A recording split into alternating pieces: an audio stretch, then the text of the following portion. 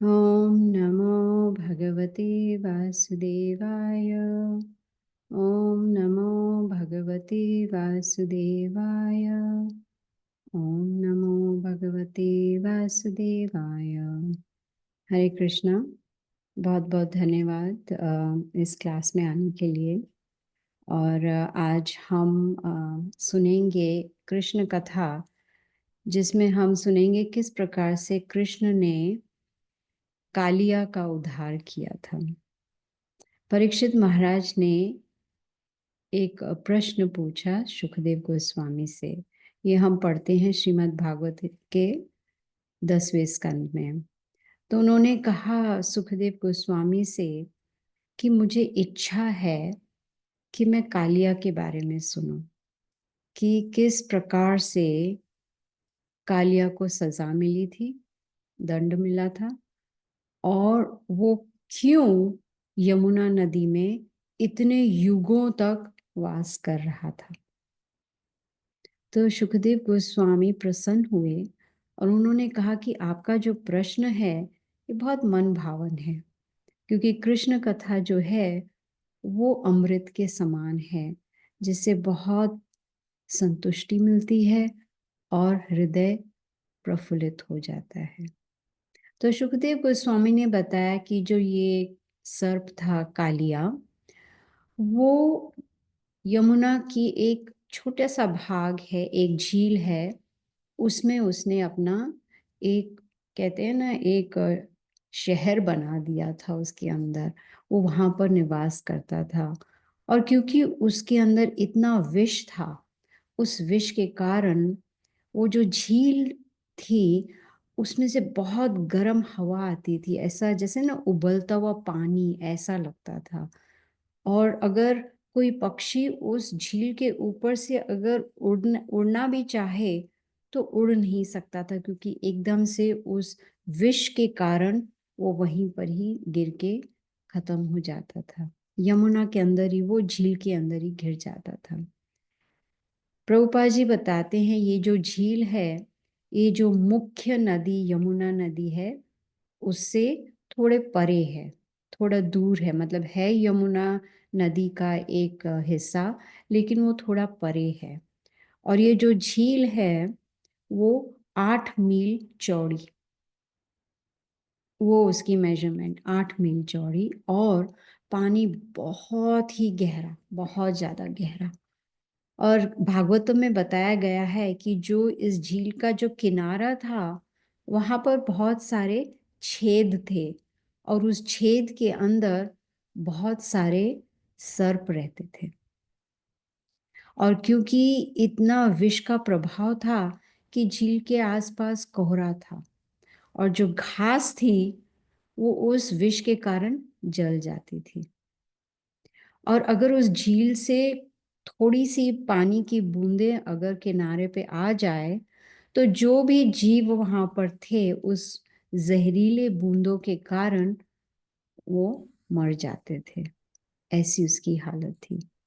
अब कृष्ण जो है एक दिन वन में गए, और हमने सुना है कि उन्हें यमुना के तट पे अपने मित्रों के साथ खेलना, गैया चराना बहुत पसंद पसंद था। लेकिन इस दिन वो बलराम जी के बिना गए, अकेले गए अपने मित्रों के साथ, और बछड़ों को लेकर वो गए। तो जब वहां पर पहुंचे तो कृष्ण ने देखा कि ये जो सर्प कालिया है इसने इस झील को दूषित कर दिया है अपने विष से। तो कृष्ण ने सोचा कि अब इसका तो कुछ करना पड़ेगा, क्योंकि ये जो यमुना नदी है उसका जल बहुत ही मीठा, बहुत ही प्योर को क्या कहते हैं, शुद्ध शुद्ध पानी। और यही पानी है जो गैया पीती थी, बछड़े पीते थे, और कृष्ण भी, कृष्ण बलराम मित्र सब जो वृंदावन वासी है वो यमुना का पानी पीते थे। अब ये तो दूषित हो गया है। तो कृष्ण ने क्या किया, एक कदम का पेड़ था बहुत बड़ा, उसके ऊपर चढ़ गए और अपनी भुजाओं को थपथपाने लगे, दिखाने के लिए कि भाई मैं कितना शक्तिशाली हूँ, देखो आजकल नहीं, जिम में जाके फिर दिखाते हैं, देखो हमारे कितना क्या बोलते हैं, मसल्स आ गए हैं, हम देखो कितने शक्तिशाली हैं। तो कृष्ण ने भी ऐसा भुजाओं को थपथपाया और यमुना के अंदर कूद पड़े। जब यमुना में कूदे तो जो जितने भी सर्प वहां पर थे यमुना के अंदर, उस झील के अंदर, वो बहुत उत्तेजित हो गए और जोर जोर से सांसें लेने लगे। क्योंकि जब कृष्ण कूदे तो उनके कूदने का प्रभाव इतना गहरा था कि बहुत सारी लहरें यहां से वहां जाने लगी। तब कालिया ने सोचा कि क्या हो रहा है मेरे झील के अंदर, जहां मैं रहता हूं, जो मेरा शहर है। तो कृष्ण ने फिर अपनी भुजाएं घुमाई। जैसे उन्होंने अपनी भुजाएं घुमाई तो पानी भी गूंजने लगा, आवाज आने लगा पानी से। तब कालिया समझ गए कि बिना अधिकार के किसी ने मेरे झील के अंदर प्रवेश किया है, और ये कौन है। ये कालिया से सहन बिल्कुल नहीं हुआ कि कोई मेरी अनुमति के बिना मेरे शहर में कैसे घुस सकता है। इसलिए वो सामने आया, कालिया सामने आया। उसने क्या देखा कि अरे, यहाँ तो बहुत नाजुक सा बालक खड़ा है। उसने पीले रंग के रेशमी वस्त्र पहने हैं, आभूषण हैं, बहुत ही आकर्षित उसका शरीर है, और उसकी छाती पर श्रीवत्स का निशान है। मुस्कुरा रहा है, और ऐसा लगता है जैसे उसका जो चेहरा है वो कमल के फूल की तरह है। लेकिन इतना छोटा सा नाजुक सा बालक ऐसा अभय हो के मेरे शहर में कैसे घुस गया और यहाँ पानी में खड़ा है। तब कालिया को बहुत परेशानी हुई कि जैसे ना कोई घर में घुस जाता है बिना परमिशन के, बिना अनुमति लिए, तो क्रोध आता है। तो उसी प्रकार कालिया को क्रोध आया और उसने क्या किया, कृष्ण की छाती पे काट लिया। अब कृष्ण के जो मित्र थे, जो किनारे पे थे, वो ये सब देख रहे थे दृश्य, और ऐसा लग रहा था जैसे उनके प्राण निकलने वाले हैं। जो गाय और बछड़े थे वो भी बहुत तनाव में आ गए, और वो सब जोर जोर से मित्र चिल्लाने लगे, कृष्ण को पुकारने लगे। उनकी जो नजरें थी वो कृष्ण के ऊपर ही टिकी हुई थी। भय तो लग रहा था, और वो रोना भी चाहते थे, लेकिन क्योंकि इतने हैरान हो गए थे कि उनके आंसू भी नहीं निकल रहे थे, और ऐसा लग रहा था मानो जैसे सारे मित्र अचेत हो गए हैं। तब नंद महाराज, जो घर पर ही थे वृंदावन में, और जो बड़े बुजुर्ग थे, उन्होंने बुरे लक्षण देखे। कैसे? धरती कांपने लगी, तारे नीचे गिरने लगे, अंग में कंपन होने लगी। तो नंद महाराज भयभीत हो गए। उनको तो नहीं पता था कि ये जो मेरा पुत्र कृष्ण है वो कितना शक्तिशाली है, वो तो स्वयं भगवान है। वो तो उसे पता ही नहीं था।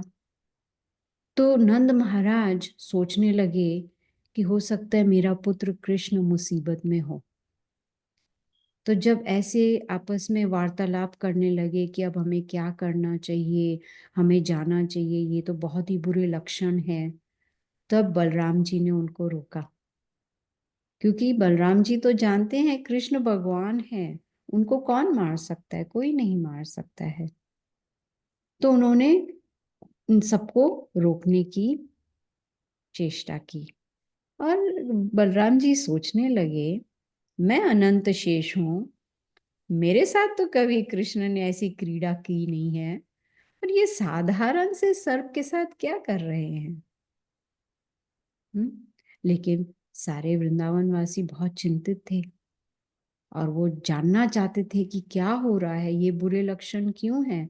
तो वो सब पता लगाने के लिए चल पड़े, और कैसे पहुंचे वहां पर, कृष्ण के पद चिन्ह को देखते देखते वहां पर पहुंचे। और उन्होंने क्या देखा, यमुना में कृष्ण अंदर है, और कालिया ने कृष्ण को लिपट लिपट लिया, क्या कहते हैं, अपने अपना अपने पूरे जो कालिया था उसने कृष्ण के चारों तरफ से उनको घेर लिया, जैसे ना सांप से लिपटा हुआ कृष्ण देखा उन्होंने। और उन वृंदावन वासियों ने देखा कि जो मित्र हैं कृष्ण के वो बेहोश पड़े हैं, क्योंकि वो सहन नहीं कर पाए अपने प्रिय कृष्ण को इस मुसीबत में देखकर। अब क्योंकि वो मूर्छित थे तो वो कुछ बता भी नहीं सकते थे कि क्या हुआ। और वहां पर जो वृंदावन वासी थे वो देख रहे थे। अब उनकी समझ में नहीं आ रहा था क्या करें।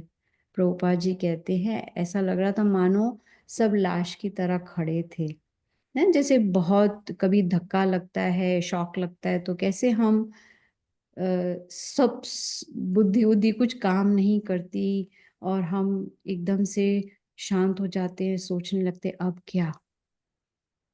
और ये सारी वृंदावन वासियों की भी नजरें जो थी वो कृष्ण के ऊपर टिकी हुई थी, उनके चेहरे के ऊपर टिकी हुई थी। अब नंद महाराज भी अंदर जाना चाहते थे, यमुना के अंदर अपने पुत्र को बचाने, लेकिन बलराम जी जानते थे कृष्ण की शक्ति, तो उन्होंने अपने शारीरिक रूप से उनको रोका। बलराम जी तो बहुत ही शक्तिशाली हैं, तो उन्होंने जाने नहीं दिया नंद महाराज को यमुना के अंदर। और कृष्ण पकड़े तो हुए थे, कालिया ने उनको पकड़ लिया था, लेकिन जब कृष्ण ने देखा कि मेरे पिताश्री नंद महाराज, वृंदावन वासी, ये सब इतने परेशान हैं क्योंकि मैं ही उनका एक सहारा हूं, उन्होंने मुझे ही अपना लक्ष्य माना है, तो एकदम से कृष्ण ने अपने शरीर को बड़ा किया, विस्तार किया। और जैसे जैसे कृष्ण का शरीर बढ़ता गया, जो कालिया का पकड़ था वो कमजोर होता गया। इससे कालिया को बहुत क्रोध आया और उसने अपने फन को उठाया और जोर जोर से सांसें लेने लगा। प्रभुपाद जी कहते हैं श्रीमद् भागवतम में कि जो कालिया था वो अपने होठों को चाटने लगा और कृष्ण की ओर घूर घूर के देखने लगा, क्योंकि बहुत क्रोधित था वो, छटपटाने लगा। लेकिन कृष्ण ने कालिया का जो सर था उसको झपट लिया और जबरदस्ती कालिया का जो शीश था अपने चरणों में झुकाया। प्रभुपाद जी कहते हैं किसी को भी झुकना पसंद नहीं है, और खास करके अगर किसी के मन में ईर्ष्या हो तो वो तो बिल्कुल भी नहीं झुकेगा।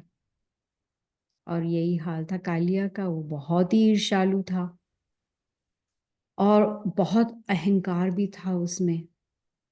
तो इसलिए कृष्ण ने जबरदस्ती उसके सर को नीचे झुकाया। प्रभुपाद जी कहते हैं कि जो व्यक्ति अपने पद के ऊपर भी बहुत अहंकार करता है, अपने पोजीशन पर, वो भी कभी झुकता नहीं है।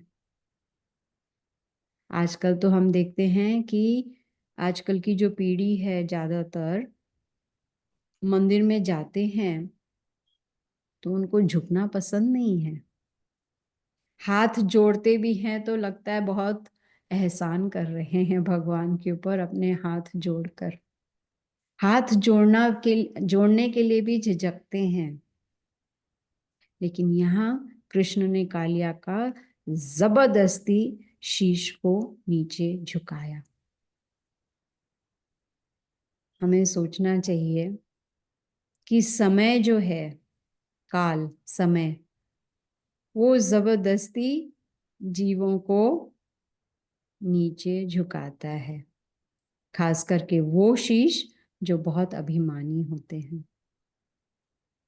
तो कृष्ण ने जब ऐसे झुकाया, फिर कृष्ण उनके सर के ऊपर चढ़ गए और नृत्य करने लगे। कालिया के फन के ऊपर नृत्य करने लगे। प्रभुपाद जी कहते हैं अपने नृत्य कला का प्रदर्शन करने लगे। दिखाने लगे कि देखिए मैं कितना सुंदर नृत्य करता हूँ। और इसलिए नृत्य करने लगे क्योंकि वो जो गोपियां थी वहां पर उनको आनंद प्रदान करना चाहते थे।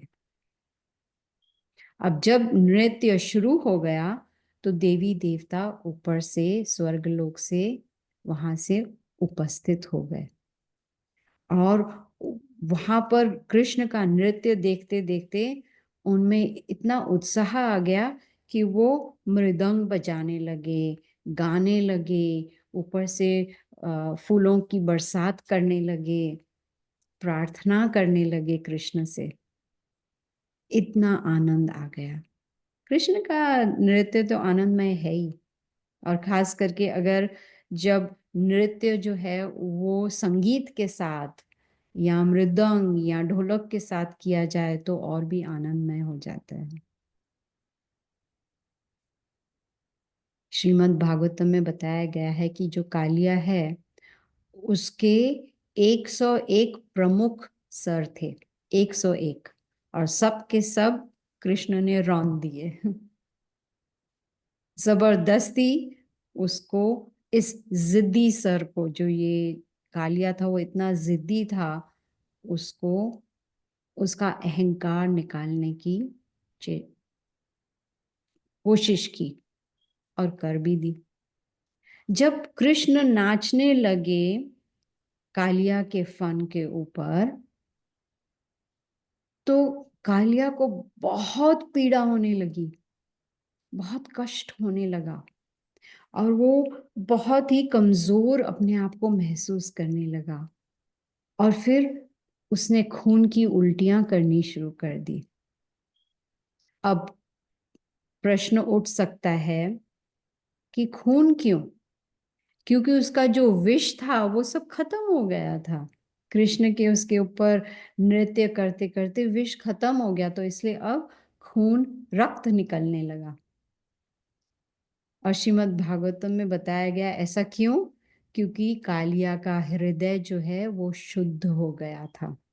कृष्ण के स्पर्श से कालिया का हृदय शुद्ध हो गया था और कृष्ण ने कालिया के 1000 फन तोड़ दिए। तब कालिया को समझ में आया, ओ ये तो स्वयं भगवान है, ये तो हर एक जीव प्राणी के गुरु हैं। और मन ही मन कालिया ने कृष्ण की शरण ले ली। अब कालिया का जो सबसे बड़ा दुश्मन था वो था गरुड़। और गरुड़ कौन है? वो भगवान विष्णु के वाहक हैं। तो कालिया समझ गया कि ये जो बालक है, जो साधारण बालक प्रतीत होता है, ये हजारों गुना शक्तिशाली है, गरुड़ से भी शक्तिशाली है, तो ये स्वयं भगवान ही होंगे। अब जब ये सब हो रहा था, जो कालिया की पत्नियां थी जिसको कहते हैं नाग पत्नी, उन्होंने ये सब देखा तो कृष्ण के चरणों में गिर गई। प्रभुपाद जी कहते हैं कि ये जो नाग पत्नी थी ये कृष्ण की गंभीर भक्त थी। सोचते हो, गंभीर मतलब सीरियस डिवोटीज थी। और उन्होंने कृष्ण को, कृष्ण से प्रार्थना की, वो कृष्ण को राजी करना चाहते थे कि कालिया को आप छोड़ दो, क्योंकि अब कालिया कृष्ण की शरण में आ चुके थे।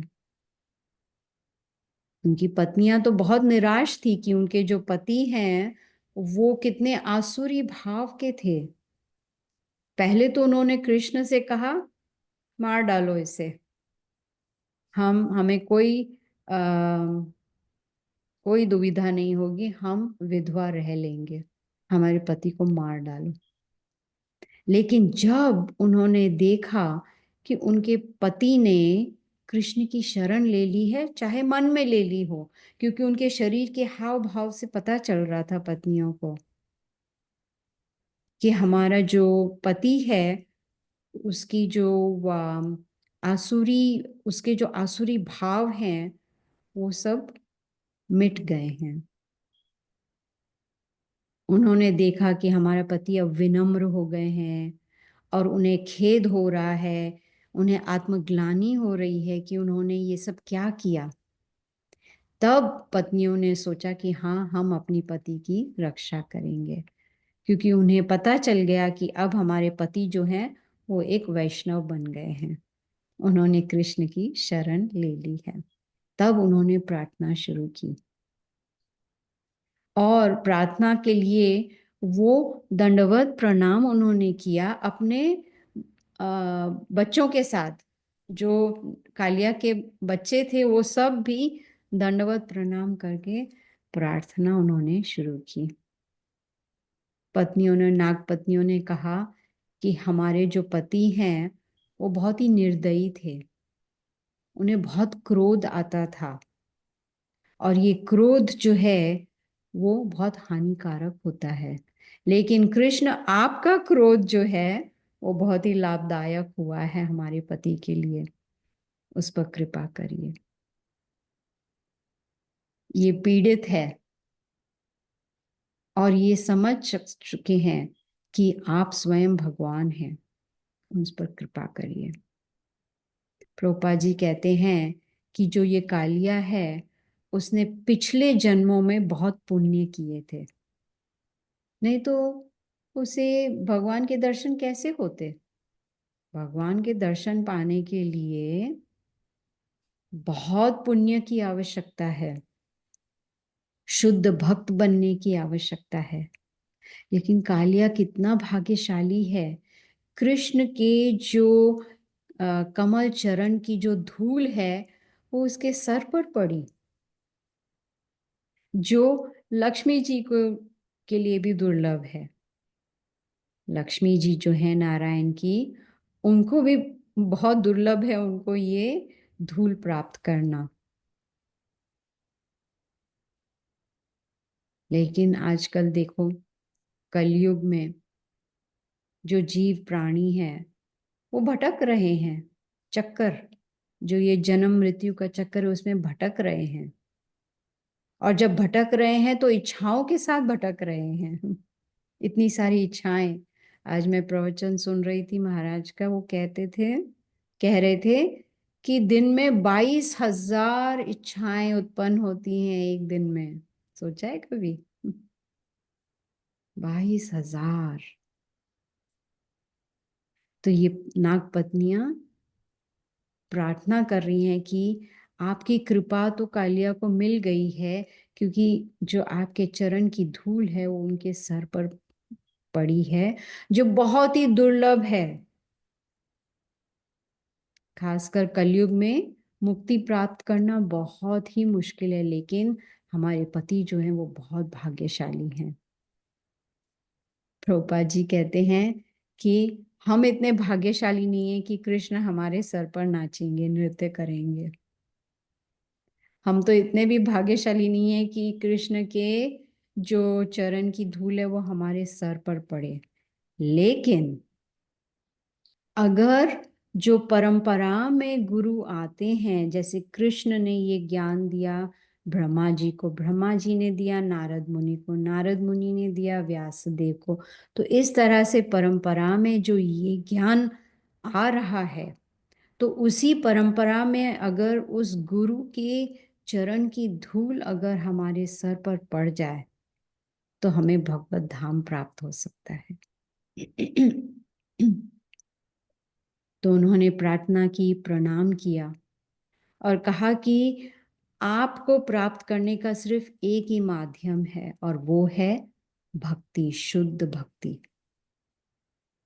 भौतिक जगत में बद आत्मा के लिए बनाया गया है, तो वो भूल गए हैं रिश्ता, क्योंकि हम भूल गए हैं कि हम कौन हैं, हमारा भगवान के साथ क्या रिश्ता है, इसलिए हम माया में फंसे हुए हैं। लेकिन जो भाग्यशाली होते हैं उनको अवसर प्राप्त होता है फिर से भगवान के साथ जुड़ने का, फिर से याद करने का कि हम कौन हैं। और नागपत्नियों ने कहा क्योंकि आपकी कृपा हुई है तो ऐसा लग रहा है जैसे हमारे पति का वो फिर से जीवित हो गए हैं।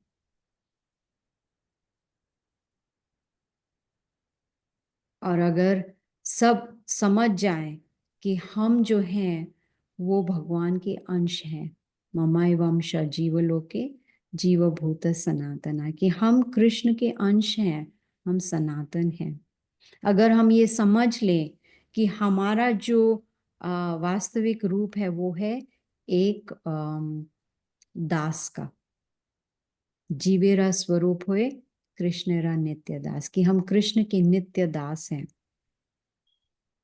और अगर ऐसे भावना से हम भक्ति करेंगे तो हमारा उद्धार हो जाएगा, जिस प्रकार से कालिया का उद्धार हुआ। प्रभुपाद जी कहते हैं कि जो शुद्ध शुद्ध नहीं सत्व गुण में होते हैं वो बहुत शांत प्रभाव के होते हैं, जो रजगुण में होते हैं वो हमेशा परेशान रहते हैं, और जो तमोगुण में होते हैं वो मूर्ख होते हैं। तो नागपत्नी कह रही है हमारे इस मूर्ख पति को आप कृपा करके उसका उद्धार करिए। अज्ञानता के कारण वो इतने ईर्ष्यालु थे, तो कृपा करके आप उसे फिर से जीवित करिए। और ये भी कहने लगे कि हम तो स्त्रियां हैं, हम पर भी कृपा करिए। तो ऐसे प्रार्थना करने के बाद नागपत्नियों ने एक बहुत सुंदर प्रश्न पूछा कृष्ण से कि अब हमें क्या करना चाहिए। क्या हम कभी ये प्रश्न पूछते हैं कोई शुद्ध भक्त से, कोई एडवांस डिवोटी से या गुरु से? हम पूछते हैं कि अब हमें क्या करना चाहिए। तो कृष्ण ने कहा आदेश का पालन करो। आप अगर मेरे आदेश का पालन करोगे तो आप भय से मुक्त हो जाओगे। और कृष्ण ने कहा मैं बहुत संतुष्ट हूं आपकी प्रार्थना से, इसलिए मैं कालिया को छोड़ रहा हूं। और कृष्ण कालिया के फन से नीचे कूद गए, और जो जरूरी शक्ति थी कालिया के लिए वो कृष्ण ने उसे प्रदान कर दी। तब कालिया ने प्रार्थना शुरू की कि मैं स्वीकार करता हूं कि मैंने बहुत अपराध किए हैं, और जो सर्प होते हैं वो ईर्ष्यालु होते हैं, अज्ञान होते हैं और हमेशा अप्रसन्न रहते हैं। इसलिए मैं हमेशा खफा खफा रहता था, ऐसा लग रहा था मानो माया के जाल में मैं फंसा हुआ हूं, और मैं स्वयं खुद को अपने दम पर अपने आप को मैं मुक्त नहीं कर पा रहा था। और उन्होंने कृष्ण से कृपा की भीख मांगी कि कृपा करके मुझे इस माया से मुक्त करिए। आपकी मर्जी, आप चाहें तो मुझे दंड दे सकते हैं या मुझ पर कृपा कर सकते हैं। तो कृष्ण ने कहा कि ठीक है, अब आप मेरी आज्ञा का पालन करो। आप इसी वक्त इस यमुना के झील को छोड़कर यहाँ से चले जाओ, अपने सारे परिवार के साथ यहाँ से चले जाओ और वापस रमणका द्वीप में चले जाओ जहाँ तुम पहले रहते थे। वापस वहाँ चले जाओ, क्योंकि मैं चाहता हूँ कि ये जो यमुना नदी है ये फिर से शुद्ध हो जाए, ताकि जो वृंदावन वासी है, गाय हैं, बछड़े हैं, इस झील का वो अमृत प्राप्त कर सके। क्योंकि मैं इस झील में उतरा हूं, अब ये झील जो है एक तीर्थ स्थान हो गया है। इसलिए कालिया तुम कभी भी वापस इस झील में नहीं आ सकते। अब प्रश्न उठता है कि कालिया जब रमणा का द्वीप में रह रहे थे तो यहाँ यमुना में क्यों आ गए? तब भागवतम में बताया गया है कि गरुड़ का भय था। जो कालिया था उसे भय था कि गरुड़ जो है वो कभी भी उनको खा सकता है। लेकिन कृष्ण ने कहा, लेकिन मेरे पद चिन्ह तो तुम्हारे सर के ऊपर ऑलरेडी आ गए हैं, तुम्हारे फन के ऊपर मेरे पद चिन्ह हैं, तो अब भय की क्या आवश्यकता है? अब गरुड़ कभी तुम्हें खाने की कोशिश नहीं करेगा। तब कालिया और उस अपने परिवार के सहित उन्होंने कृष्ण की पूजा की, उनको वस्त्र दिए, आभूषण दिए, सुगंध सुगंध भरे फूलों की माला दी। और कालिया तब बहुत संतुष्ट महसूस करने लगा। कृष्ण से आज्ञा ली, उनकी प्रदक्षिणा की और फिर अपने परिवार के साथ यमुना को छोड़कर चले गए। जैसे ही कालिया वहां से निकले तो जो यमुना थी वो पुनः मूल स्थिति में आ गई, क्योंकि अब विष उसमें था ही नहीं, अब सिर्फ अमृत जल था। ये क्यों हुआ? क्योंकि कृष्ण की कृपा के कारण हुआ। अब थोड़ी और क्या कहते हैं लीला बाकी है। अगर आपकी अनुमति हो तो बाकी 8 मिनट वो कर लूं, फिर प्रश्न की कोई समय नहीं रहेगा। ठीक है? ठीक है, ओके। तो बताया गया है श्रीमद् भागवतम में कि जब कृष्ण कूदे थे झील के अंदर तो उनका जो कौस्तुभ मणि था वो जानबूझकर उन्होंने झील में गिरा दिया था और वो उसको अदृश्य कर दिया था, उस मणि को। और वो मणि जो है वो कालिया के खजाने में चली गई। तो जब कृष्ण की पूजा हो रही थी तो इसी कौस्तुभ मणि को निकालकर उन्होंने कृष्ण को दिया। ये नहीं जानते थे कि ये कृष्ण का ही कौस्तुभ मणि है। उन्होंने सोचा ये तो हमारे खजाने का कोई एक मणि है। अब कालिया के मन में एक इच्छा थी कि जिस प्रकार से गरुड़ जो है भगवान विष्णु के वाहक हैं, कि मेरी इच्छा है कि मैं भी कभी कृष्ण का वाहक बनूं। ये उनकी इच्छा थी। तो बताया गया है कि जब कंस ने कृष्ण को मथुरा बुलाया था तब वो कालिया के ऊपर सवार होकर वहां पर गए थे। तो देखिए, इस लीला से हम देखते हैं कि कृष्ण ने कालिया को गरुड़ से बचाया, वृंदावन वासियों को कालिया से बचाया, और साथ में कालिया के ऊपर जो अपराध था जो उसने किया था गरुड़ के प्रति, वो भी हटा दिया। तो बताया जाता है इस अध्याय के अंत में कि अगर कोई भी प्राणी, कोई भी मानव मानव जीव अगर मेरी इस कृष्ण कहते हैं मेरी इस आज्ञा को याद करेगा कि मैंने क्या आज्ञा दी थी कालिया को कि तुम वृंदावन छोड़ के जाओ, और जो भी व्यक्ति ये लीला को सुनाएगा या सुनेगा सूर्योदय के समय और सूर्यास्त के समय, उसे कभी भी सर्पों से भय नहीं लगेगा, वो भयभीत नहीं होगा। और जो भी व्यक्ति इस स्थान जो अब तीर्थ बन गया, ये जो झील तीर्थ बन गया है, जो भी इस स्थान में नहाएगा, डुबकी लगाएगा और इसी पानी को झील में वापस अर्पण करेगा और एक उपवास भी रखेगा, पूजा करेगा और इस लीला को स्मरण करेगा, तो उसके सारे पापों से उसको मुक्ति प्राप्त हो जाएगी। अब ये जो कालिया है वो पिछले जन्म में एक ऋषि था, वेदशीर ऋषि। बहुत कड़ी तपस्या उसने की थी। तो एक वक्त उनके आश्रम में एक दूसरे ऋषि पधारे थे, अश्वशीर ऋषि। तो तब इस शीर ऋषि जो कालिया बने थे अगले जन्म में, वो चिल्लाने लगे इस तपस्वी पर और कहा, यहां से निकल जाओ, तो जब ये जो अश्वशीर ऋषि ने ये देखा उसका स्वभाव कि ये कितना ईर्ष्यालु है, इतनी नफरत से व्यवहार कर रहा है, तो उसने इसको श्राप दे दिया कि तुम्हारा जो व्यवहार एक सर्प की तरह है, जाओ तुम एक सर्प बन जाओ।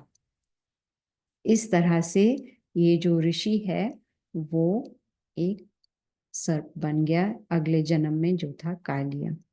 तो प्रभुपाद जी कहते हैं जो ईर्ष्या है उससे हमें बहुत संभल के रहना चाहिए, क्योंकि ईर्ष्या अगर होगी तो फिर अहंकार अवश्य आएगा, अहंकार होगा तो क्रोध भी आएगा, और ऐसे मनुष्य का पतन हो जाएगा।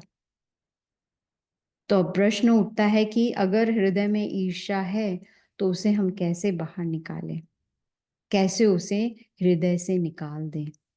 तो प्रभुपाद जी कहते हैं अगर हम शुद्ध भक्तों का संग करेंगे तो धीरे धीरे हमारे हृदय में जो ईर्ष्या है वो समाप्त हो जाएगी। तो साधु संग बहुत आवश्यक है अपनी ईर्ष्या को, अहंकार को, क्रोध को, लोभ को, मोह को, सबको हृदय से बाहर निकालने के लिए। तो ये थी आज की लीला जो श्रीमद् भागवतम के 10वें स्कंद से सुनाई थी, और किस प्रकार से जो कालिया था, ईर्ष्यालु कालिया था, उसका कृष्ण ने उद्धार किया। तो अब मैं समाप्त करती हूँ। अगर किसी का कोई प्रश्न है तो वो पूछ सकते हैं।